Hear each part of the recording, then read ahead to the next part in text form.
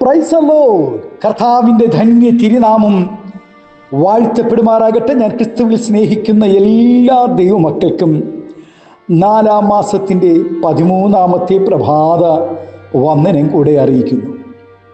കർത്താവിൻ്റെ ദാസിദാസന്മാരെ, ലോകമെമ്പാടുമായിരുന്നു കൊണ്ട് ഈ പ്രഭാതവും ഈ വചന സന്ദേശം ശ്രവിക്കുന്ന എല്ലാ ദൈവദാസന്മാർക്കും വാത്സല്യ കുഞ്ഞുങ്ങൾക്കും എൻ്റെ ഹൃദയത്തിൻ്റെ ആഴമേറിയ സ്നേഹത്തെയും വന്ദനത്തെയും നന്ദിയും ഒപ്പം പ്രാർത്ഥനയും അറിയിക്കുന്നു. പ്രാർത്ഥനയോടുകൂടെ ഈ പ്രഭാതവും വചന സന്ദേശത്തിലേക്ക് നമുക്ക് പ്രവേശിക്കാം. 1-ാം സങ്കീർത്തനക്കാരൻ പാടുന്നു: ദുഷ്ടന്മാരുടെ ആലോചന പ്രകാരം നടക്കാതെയും പാപികളുടെ വഴിയിൽ നിൽക്കാതെയും പരിഹാസികളുടെ ഇരിപ്പിടത്തിൽ ഇരിക്കാതെയും. ഏതൊരു വ്യക്തിയുടെയും ഉയർച്ചയ്ക്കും താഴ്ചയ്ക്കും പിന്നിൽ ആരുടെയെങ്കിലും ആലോചനയുടെ സ്വാധീനത ഉണ്ടായിരിക്കും. എല്ലാ മനുഷ്യരുടെയും സ്വഭാവങ്ങൾ ഒരുപോലെയല്ല. ചിലർ ആരോടും അഭിപ്രായം തേടാതെ സ്വയം ചില തീരുമാനങ്ങളിൽ എത്തുന്നവരായിരിക്കും. വേറെ ചിലർ ദൈവാലോചന അനുസരിച്ച് മാത്രം എല്ലാ കാര്യങ്ങളും ചെയ്യണമെന്ന് താല്പര്യപ്പെടുന്നവരും അതിനായി ആലോചന അറിയിക്കുന്നവരുടെ അടുക്കൽ പോവുകയോ അല്ലെങ്കിൽ അവരെ വരുത്തി ദൂത് കേൾക്കുകയോ ചെയ്യുന്നവരുമായിരിക്കും. നാം ആരോടും ആലോചന ചോദിക്കാതെ ചെയ്യുന്ന കാര്യങ്ങളിൽ പരാജയപ്പെടുവാൻ സാധ്യതകൾ കൂടുതലാണ്. അതിന് സംശയം വേണ്ട. എന്നാൽ ദുഷ്ടന്മാരുടെ ആലോചന അനുസരിച്ച് പ്രവർത്തിച്ചാൽ സമ്പൂർണ്ണ നാശമായിരിക്കും അതിൻ്റെ ഫലം. സർവപ്രതാപിയായി ഇസ്രായേലിൽ ഭരണം നടത്തി വാണിരുന്ന രാജാവാണ് ശലോമോൻ.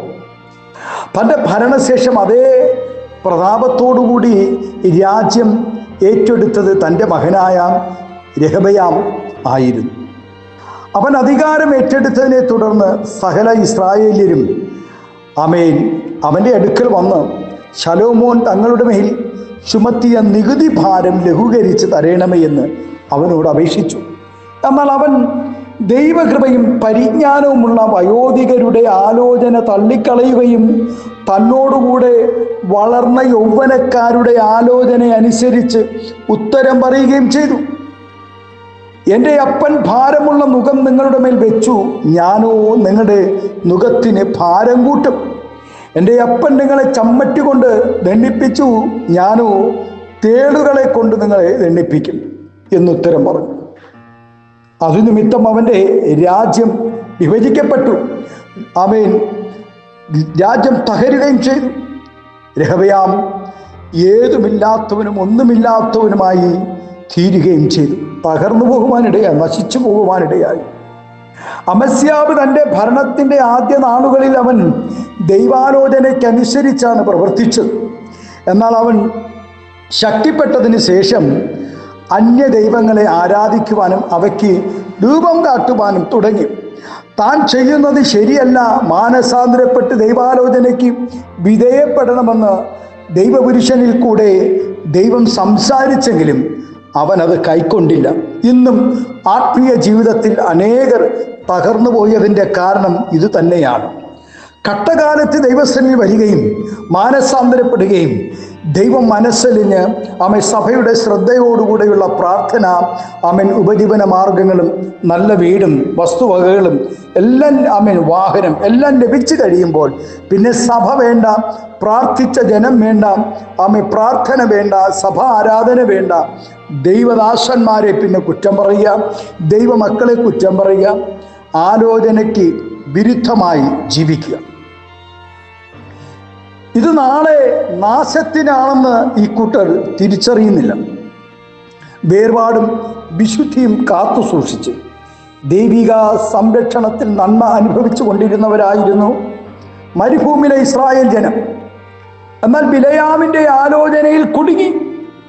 മോവാബിയ സ്ത്രീകളുടെ നൃത്തം കാണുവാൻ പോയ ഇസ്രായേൽ ജനം അരുതാത്ത ബന്ധങ്ങളിൽ കുടുങ്ങുകയും ദൈവത്തിൻ്റെ ശിക്ഷ ആ ജനത്തിന്മേൽ വരികയും ചെയ്തു.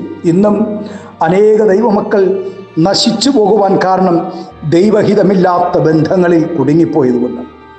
ഇണയില്ല പിണ അവസത്രം കൂടി ദൈവഹിതമില്ലാത്ത ബന്ധങ്ങളിൽ, രഹസ്യ പാപങ്ങളിൽ കുടുങ്ങിപ്പോയി അനേകർ തകരുവാനിടയായി. ദൈവത്താൽ അഭിഷക്തനും തിരഞ്ഞെടുക്കപ്പെട്ടവനുമായ ദാവീദ് എല്ലായ്പ്പോഴും ദൈവാലോചനയ്ക്ക് വിധേയപ്പെട്ട് ജീവിച്ചിരുന്നു. കൂടാതെ നിർണായകമായ ചില തീരുമാനങ്ങൾ എടുക്കേണ്ട സമയങ്ങളിൽ താൻ പ്രത്യേകമായി ദൈവാലോചന ചോദിക്കുകയും ദൈവാലോചന അറിയിക്കേണ്ടതിനായി അഭിഷക്തന്മാരെ, പ്രവാചകന്മാരെ തന്നെ ക്ഷണിക്കുകയും ചെയ്തിരുന്നു. ദാവീദ് ദൈവത്തിൻ്റെ ഹൃദയപ്രകാരമുള്ള മനുഷ്യനായിരുന്നതുകൊണ്ട് തൻ്റെ ദൈവത്തിൻ്റെ ആലോചനയ്ക്കനുസരിച്ചായിരുന്നു ശുശ്രൂഷകൾ ചെയ്തിരുന്നത് എന്ന് പരിശുദ്ധാത്മാവും സാക്ഷ്യം പറയുന്നുണ്ട്. ദൈവത്തെ സേവിച്ചിട്ടും താൻ ആഗ്രഹിച്ചതൊന്നും പ്രാപിക്കാതെ ആഗ്രഹിക്കാത്ത പല തിന്മകളും ജീവിതത്തിൽ നേരിടുകയും ചെയ്തപ്പോൾ ആസാബ് ദൈവസേനയിൽ ചെന്നു. പിന്നെ ദൈവാലോചനയിൽ താൻ കീഴ്പ്പെടുകയും ദൈവാലോചനകൾക്കൊത്തവണ്ണം ജീവിക്കുവാൻ തന്നെ ഏൽപ്പിച്ചു കൊടുത്തപ്പോൾ ശേഷം അവൻ നന്മകൾ പ്രാപിക്കുവാനിടയായി. മീൻപിടുത്തക്കാരനായിരുന്ന പത്രോസ് ഒരു രാത്രിയിൽ ഒന്നും ലഭിച്ചില്ല. നിരാശനായി തീർന്ന തൻ്റെ പടകിൽ അടുത്ത പ്രഭാതത്തിൽ യേശു പ്രവേശിക്കുകയും പടകിലിരുന്ന് ജനത്തെ ഉപദേശിക്കുകയും ചെയ്തു. ഒടുവിൽ യേശുവിൻ്റെ ആലോചന അനുസരിച്ച് ആഴത്തിലേക്ക് വല നീക്കിയ പത്രോസിൻ്റെ പടകും വലയും നിറയുമാറ് ദൈവം അവന് മത്സ്യത്തെ നൽകുവാനിടയായി. യേശുവിൻ്റെ ആലോചന കേട്ട പത്രോസിൻ്റെ പടക് നിറഞ്ഞതുപോലെ പ്രിയ ദൈവവേദനയെ ദൈവാലോചനയ്ക്കൊത്തവണ്ണം, ദൈവവചനത്തിനൊത്തവണ്ണം, ദൈവശബ്ദത്തിനൊത്തവണ്ണം നാം ജീവിക്കുവാൻ നമ്മെ ഏൽപ്പിച്ചു കൊടുക്കുകയാണെങ്കിൽ നമ്മുടെ ശൂന്യതകളെ നീക്കുവാൻ അവൻ മതിയായവനാണ്.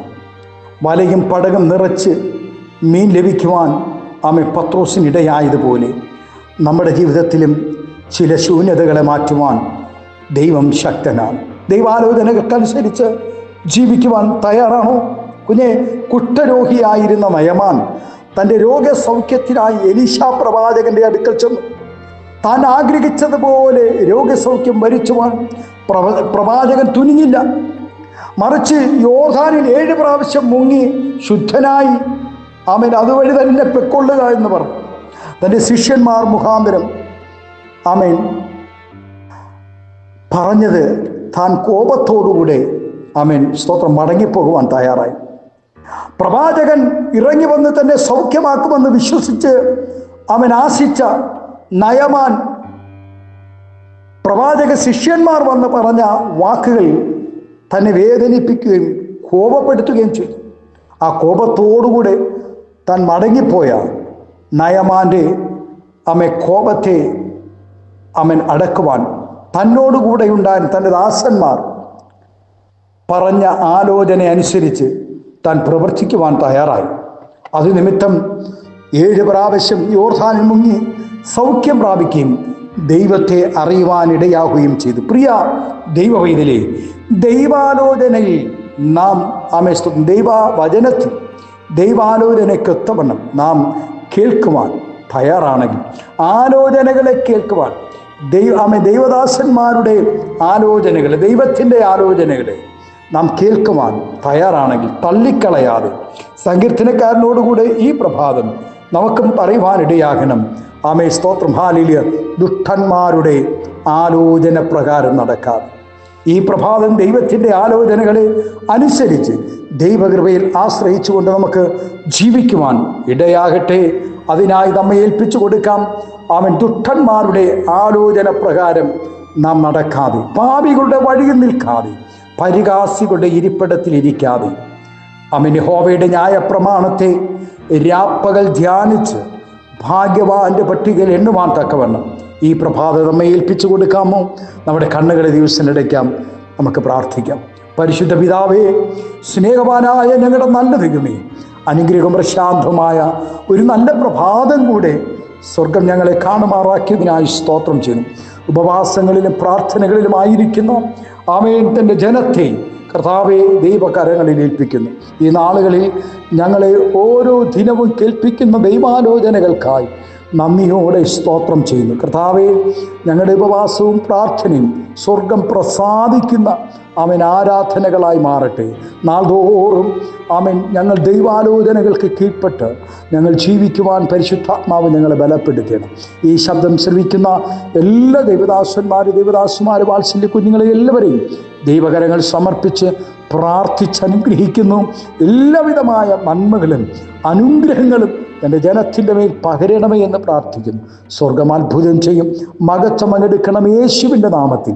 കൃപയോടെ പ്രാർത്ഥന കേൾക്കണമേ സ്വർഗീയ നല്ല പിതാവേ. ആമേൻ, ആമേൻ. Thank you. God bless you. ദൈവം എല്ലാവരും ഈ പ്രഭാതം ധാരാളമായി അനുഗ്രഹിക്കട്ടെ. ദൈവാലോചനകൾക്ക് നമ്മെ തന്നെ ഏൽപ്പിച്ചു കൊടുക്കാം. ദൈവം നമ്മെ മാനിപ്പാനിടയാകും. Thank you.